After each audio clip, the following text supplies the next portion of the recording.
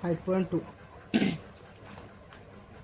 দেখো নিয়তে আমরা আগে চ্যাপ্টার কি যাইতা পড়ছি এন হইছে পদ সংখ্যা এ হইছে প্রথম পদ আর ডি হইছে কিতা সাধারণ অন্তর। এবার এই চ্যাপ্টারের উপর এনতম পদ দ্বারা আমরা এন লিখুন, ঠিক আছে।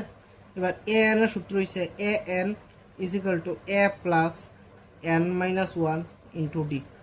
এটা হইছে এ এন এর সূত্র, ঠিক আছে। এবার যদি প্রথম অঙ্কটা যাই 5.1 এর এক নম্বর, এটার মধ্যে তোমার এ ইজ ইকুয়াল টু কত দৈন্য আছে, a is equal to 7, d is equal to 3, n is equal to 8, n is equal to 8 আর an কত n নাই, তো নাই মানে শাস্ত্র কোশ্চেন মার্ক দিয়ে রেখে দেব। তো আমরা জানি সূত্রটা কিতা a n is equal to a plus n minus 1 into টি।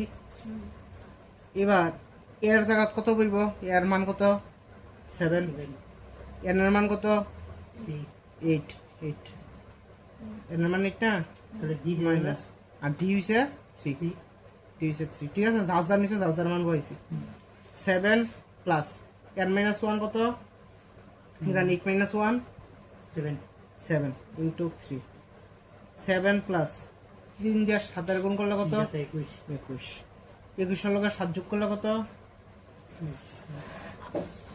28, ঠিক আছে। তাহলে এন এর ভ্যালু কত হয়েছে 28, তো সুতরাং এন ইজ ইকুয়াল টু 28, এটা হচ্ছে অ্যান্সার। বুঝা গেল।